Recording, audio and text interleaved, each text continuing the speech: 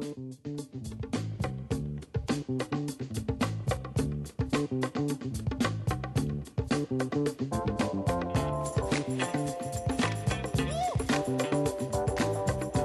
Gator fans, looking outside, I'm sure it's hard to believe, but softball season is right around the corner, and we are joined today by Beth Curtiss, the head softball coach at Allegheny College. Beth, thank you for joining us. You're welcome.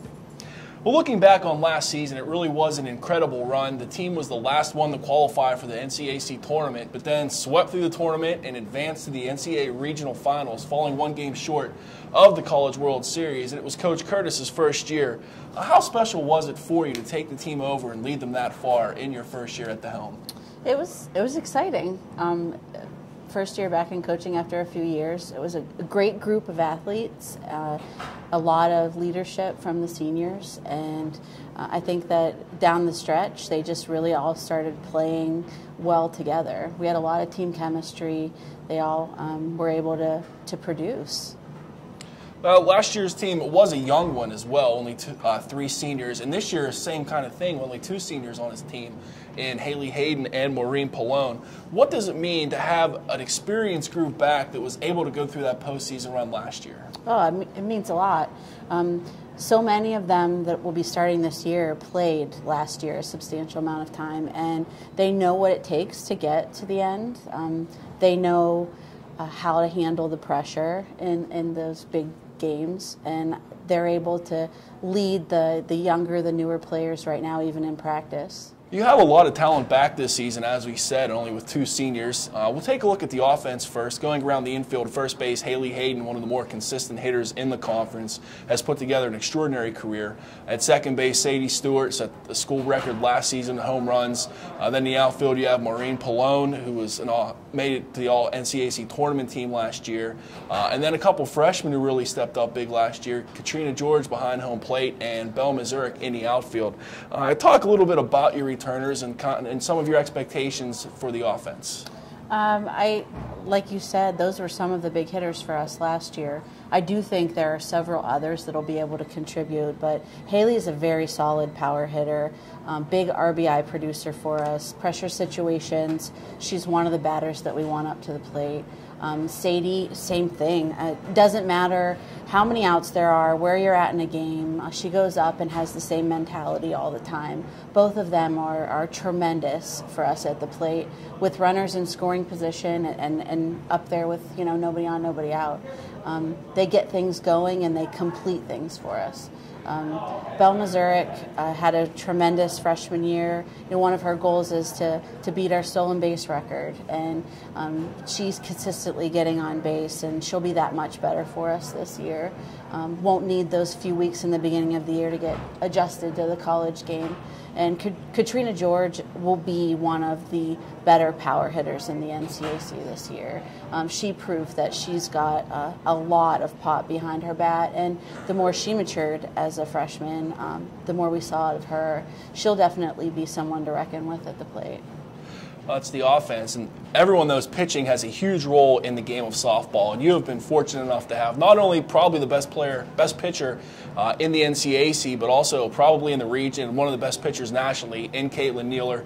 Last season, she led the conference, set a conference record in strikeouts, led the league in innings pitched, games started, wins, you name it. How big is it to have someone like that you can give the ball to just about every day, and how has Caitlin looked so far in the preseason?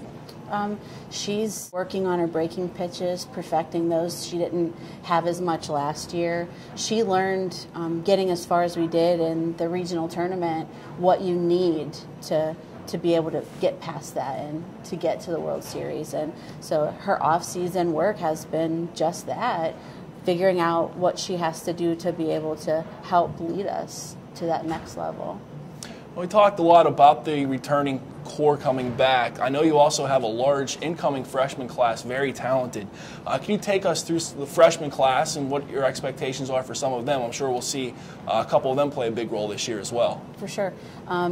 Lex Ryan, one of our freshmen, extremely versatile, utility player. We expect big things out of her. We also have 4 pitchers. that we've added to the mix. Some of them are going to see a great deal of playing time. I think we're going to be pitching a lot of them. We have 6 pitchers in all, but we're going to be pitching a lot of them early to try to determine who's going to be able to help us once we get into conference play. Aubriana Sadler, Miranda Arison, we have Ali Cabo and Dana Bacharach, all of them very talented, and some of them can do other things for us too. We have a tremendous catcher in Hannah Blinn to be able to help us. She also provides a lot of offense too.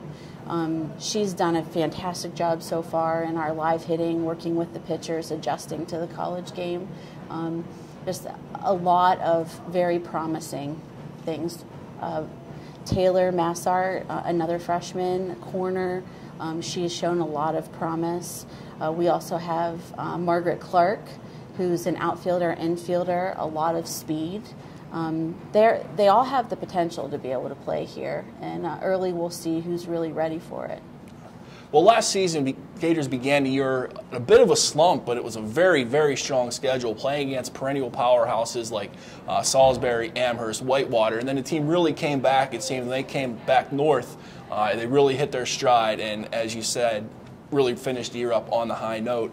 The same thing can be said this season, starting with another really strong schedule down south against teams like Christopher Newport, Amherst, Wisconsin Whitewater, and a big game against Anderson, the team that knocked the Gators out of the NCAA playoffs last year. What does it mean to begin the year with such a strong schedule? How does it kind of benefit the team as the year goes on, and are you confident heading into that? Looking at the result of last year, we were challenged a lot in the beginning of the year, and it really did help provide mental toughness as we got down the stretch. And when the closer we got to regionals, I think the more confident we became. Facing great pitching, learning how to bat against great pitchers early in the season really helped us, and we really peaked at the end of the year after having to play against some of the tough competition that we face. And I really think that that's going to help us this year a lot too. Well, we talked about the hitting, the pitching, the freshmen, and the schedule. Going into the season, what are your expectations, and how's the team so far? We're positive, we're confident, we've been working very hard inside. We're ready to get outside when we get down south, and we're ready to get past where we got last year. Getting that close to something that is so spectacular really does push you in the off season, and they have high expectations as well as the coaching staff for this year. Well, I'm sure a lot of Gator fans are confident as well for the reigning 2013 NCAC tournament champions. Well, the Gators begin the year the final weekend of February at the Virginia Beach Blast. Coach Curtiss, thank you as always for taking the time with us. Thank you. And Gator fans, as always, be sure to keep it locked in to AlleghenyGators.com for your up-to-the-minute Gator sports news and information.